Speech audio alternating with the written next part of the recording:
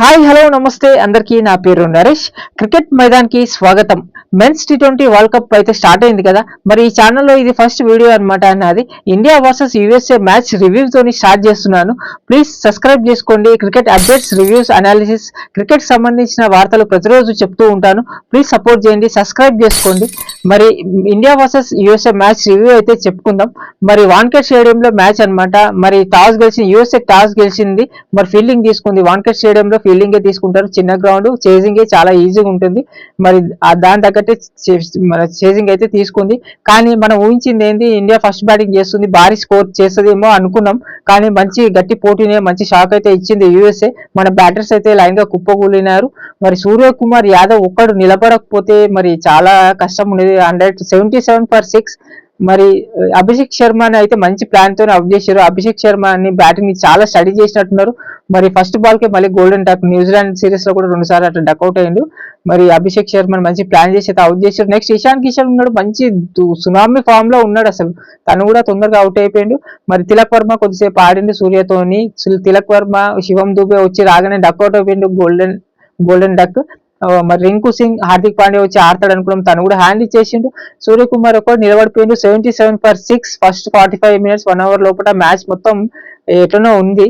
మరి తర్వాత సూర్యకుమార్ ఒకడు ఇంత పెద్ద బ్యాటింగ్ లైనప్, అందరు కూడా చాలా ఫామ్ లో ఉన్నారు, మంచి ఫామ్ లో ఉన్నారు. మనం న్యూజిలాండ్ సిరీస్, అంతకుముందు సౌత్ ఆఫ్రికా సిరీస్ చూసినాం కదా. టీ20 వరల్డ్ కప్ లో సూపర్ ఫామ్ లో ఉన్నారు. దీంట్లో ఒక్క బ్యాటర్ నిలబడినా చాలు అన్నట్టు ఉన్నది. అదే దానికి సంబంధించి సూర్యకుమార్ యాదవ్ అయితే నిలబడిపోయిండు. కెప్టెన్ న్యూజిలాండ్ టూర్ తో మంచి ఫామ్ కి వచ్చిండు. ఆ ఫామ్ చాలా ఇప్పుడు ఆ బ్యాటింగ్ చూసినాం కదా. మరి 84 runs తోని నాట్ అవుట్ ముందు 160 స్కోర్ అయితే తీసుకెళ్ళిండు. ఒకటి నిలబడి సింగిల్ హ్యాండ్ తోని ఆడిండు అనమాట.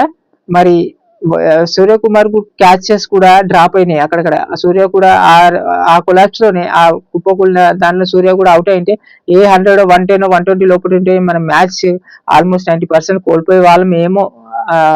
మరి ముంబై వాన్ఖేడ్ స్టేడియంలో అది కూడా.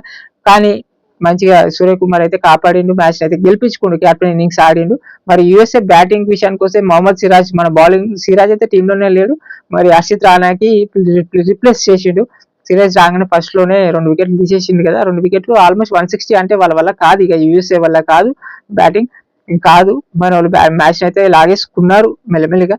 మరి వాళ్ళైతే కొంచెం ఫైట్ ఇచ్చినంత సీన్ అయితే లేదు. అదే 120, 130 ఉంటే మ్యాచ్ చేజారేది.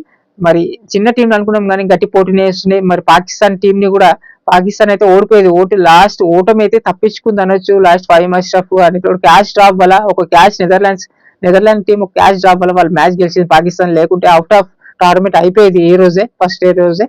మరి చిన్న టీమ్స్ అనుకోవద్దు, గట్టి పోటీని అయితే ఇస్తున్నాయి. మరి క్రికెట్ అప్డేట్స్, రివ్యూస్ ప్రతిరోజు చెప్తూ ఉంటాను. మరి ప్లీజ్ లైక్ చేయండి, షేర్ చేయండి, సబ్స్క్రైబ్ చేసుకోండి. మరి నెక్స్ట్ వీడియోతో మళ్ళీ కలుస్తాను. ప్లీజ్ సపోర్ట్ చేయండి. Thank you.